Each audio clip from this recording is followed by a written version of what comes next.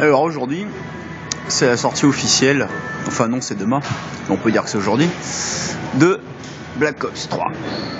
Alors, du coup, bah on l'a pas eu.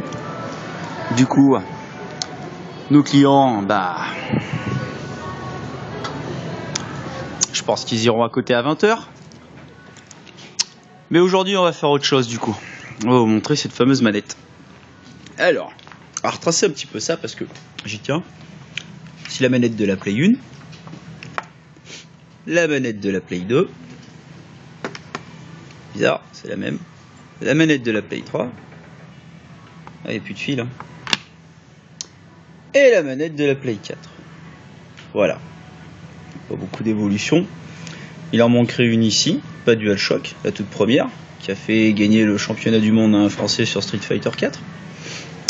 Voilà, les joysticks arcade ont pris cher, les sticks. Il manque une 6-axis, donc ici, qui n'était pas DualShock. Ils l'ont remis à la demande des joueurs. Tant mieux, des fois ils écoutent.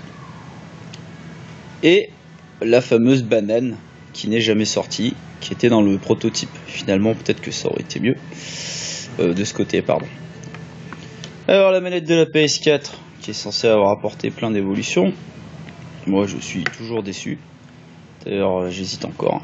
Quand on voit à la fin ce que ça donne, quand on fait 5 heures de PES ou 5 heures de FIFA ou un petit peu trop de Call of, voilà, condamné à acheter des protèges joystick, ou plutôt moi à les vendre.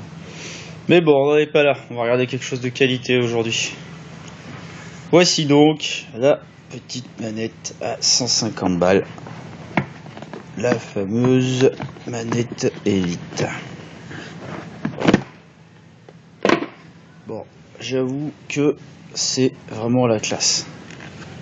D'entrée, super pochette, donc dure. Parce que c'est vrai que sur les photos, on a l'impression que c'est du mou.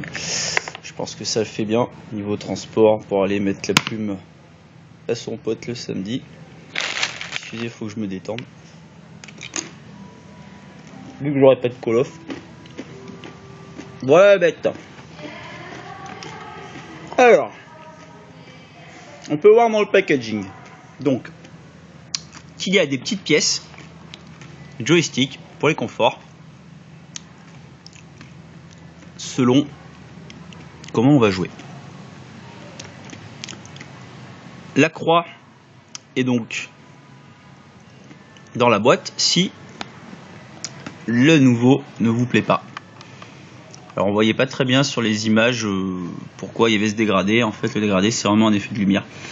C'est courbé, incurvé vers l'intérieur.